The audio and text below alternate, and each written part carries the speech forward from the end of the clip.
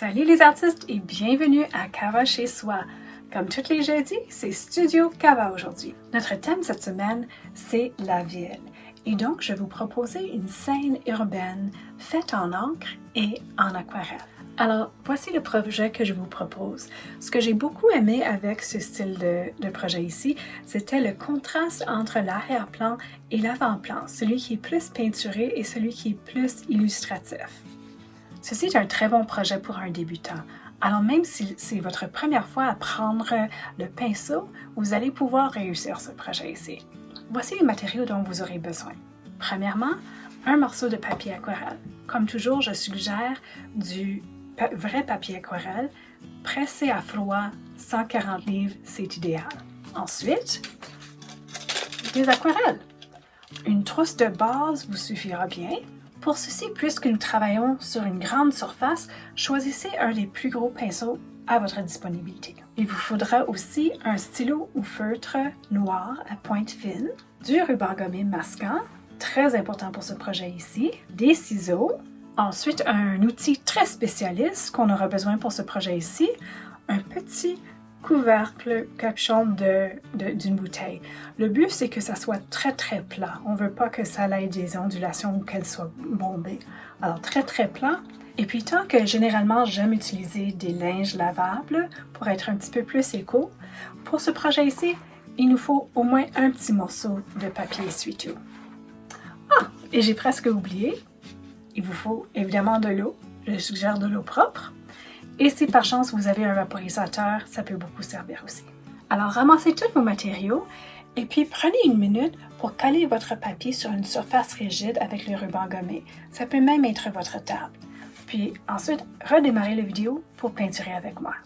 Une fois que vous avez attaché votre papier à une surface rigide, ne serrez pas votre ruban gommé masquant, puisque nous allons l'utiliser pour masquer la forme des bâtiments dans notre ville.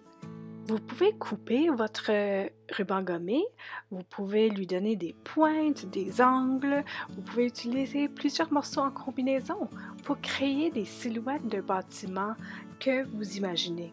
Si vous avez besoin d'inspiration, n'oubliez pas de regarder à des images de ville ou même des images de votre ville pour voir la grande diversité de bâtiments qui existent. Dans votre scène urbaine, essayez d'utiliser une variété de formes, de hauteur, de largeur pour ajouter un intérêt à votre scène urbaine.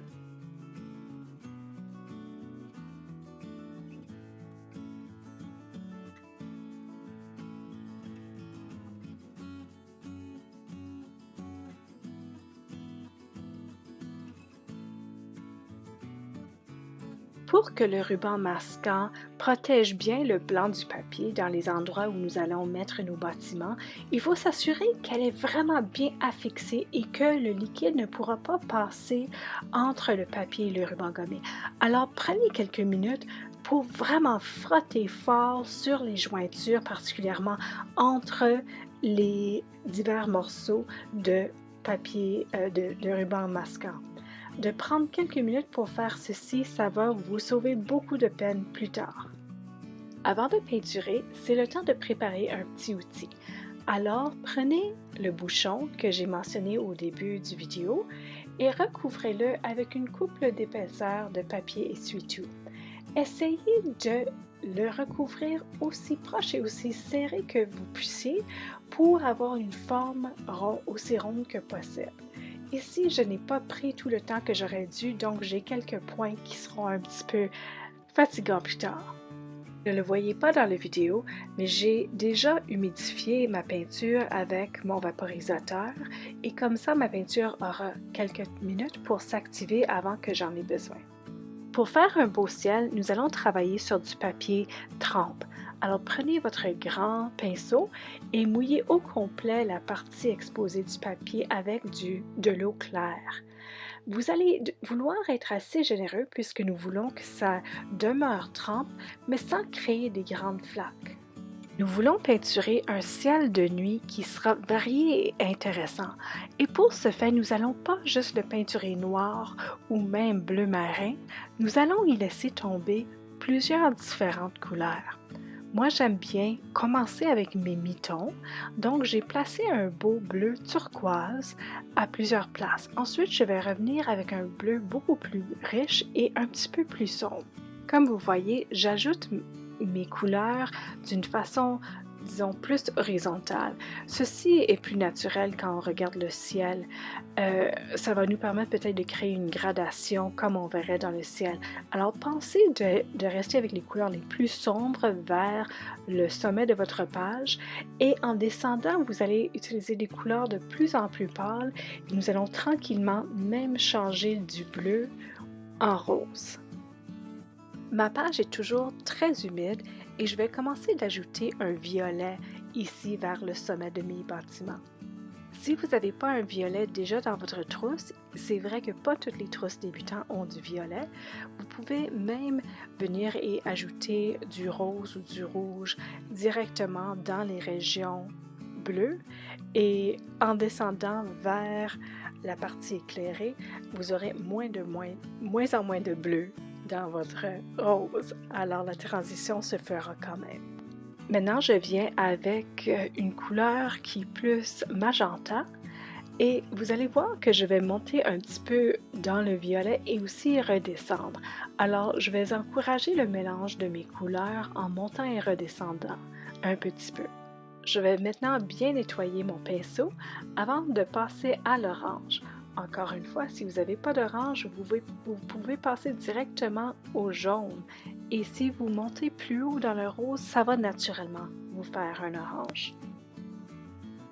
Quand vous descendez dans cette région où il y a vraiment des petits espaces entre les morceaux de ruban gommé, c'est très important de prendre votre temps puis de vous assurer que la peinture descend et qu'elle va vraiment rentrer en contact avec la peinture. Il y a une tendance de former peut-être des bulles et d'empêcher que la peinture descend. Mais si vous prenez votre temps, vous pouvez bien couvrir cette région ici de peinture. À ce moment ici, j'ai décidé de prendre un petit peu de jaune et l'ajouter dans une ligne vers le bas de mon ciel. Je ne sais pas si ceci a créé un grand effet, mais j'aimerais imaginer que cela ait créé un petit peu de dynamisme dans le ciel. Puisque mon ciel était encore très très humide, j'ai décidé de revenir un petit peu dans la partie supérieure avec des tons plus sombres. Avant que le ciel puisse sécher, prenez le petit outil que nous avons créé avec le bouchon. Assurez encore que les bords sont aussi rondes que possible et placez-le là où vous aimeriez une lune. Nous allons le placer, pousser pour assurer un bon contact et disons compte jusqu'à 10.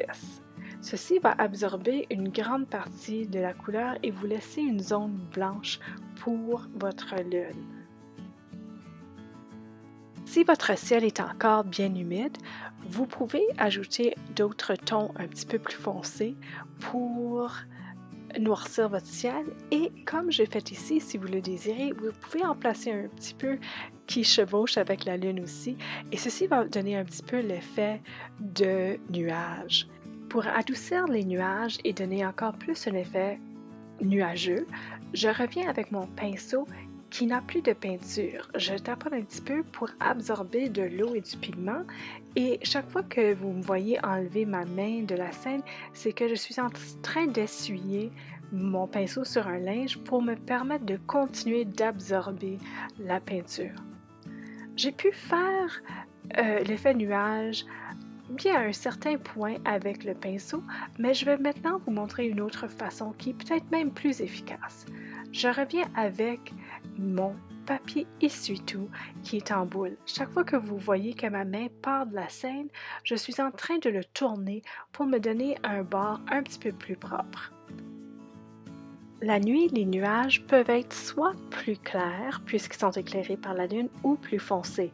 Donc ici, dans les parties rose et orange, je suis revenue avec un petit peu de peinture violet pour ajouter des nuages plus sombres. Une fois que vous êtes satisfait avec votre ciel, c'est le temps de le laisser sécher au complet. Puis là, nous allons passer à une partie amusante. C'est le temps d'enlever notre ruban gommé qui masque les bâtiments. Évidemment, mon vidéo est grandement accélérée ici, donc prenez votre temps, passez lentement pour ne pas déchirer votre papier. Une fois que nos bâtiments sont libérés du ruban masquant, c'est le temps de dessiner et faire nos détails avec notre stylo feutre noir. Maintenant, j'aurais pu faire un dessin très précis. J'aurais pu commencer avec un crayon, utiliser une règle, mais j'ai décidé que j'aimais beaucoup l'effet d'un dessin un petit peu plus à la main levée, un petit peu plus illustré. Et donc, j'ai décidé de passer complètement à la main levée. Mes lignes de temps en temps sont vraiment croches, mais j'aime quand même l'effet que ça me donne.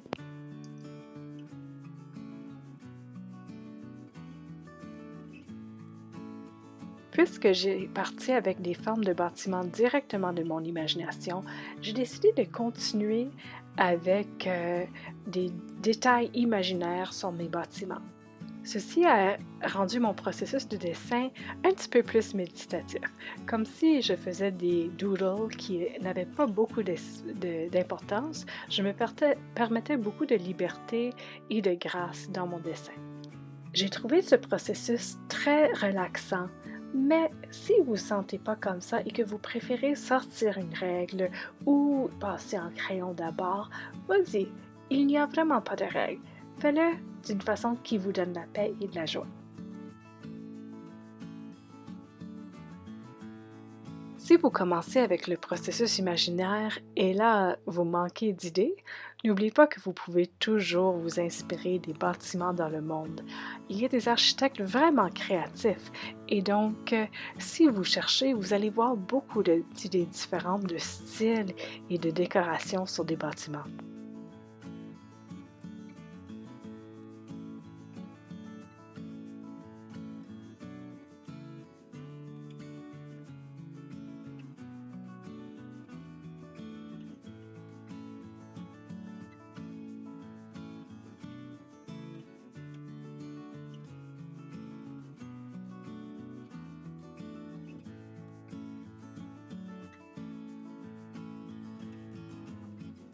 Une fois que vous avez terminé votre dessin, c'est le temps d'enlever nos derniers morceaux de ruban gommé et le projet est complet.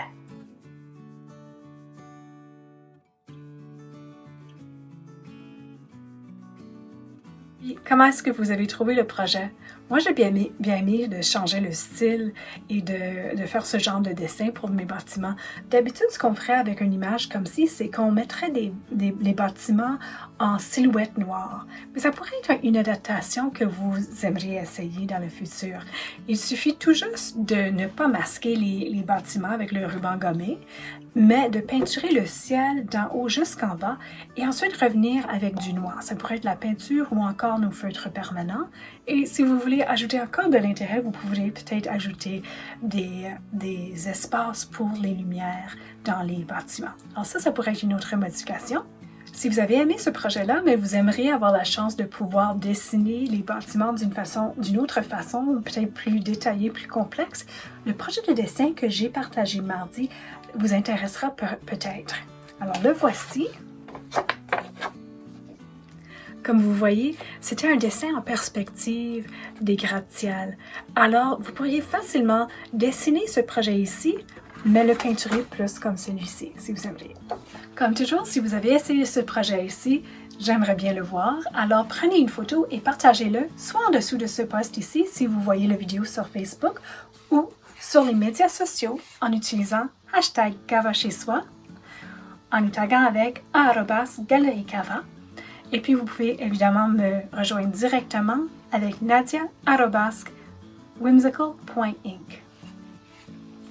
Demain, c'est notre dernier atelier de la semaine et comme tous les vendredis, je vais vous proposer un défi thème. Alors, si ça vous intéresse, à demain après-midi!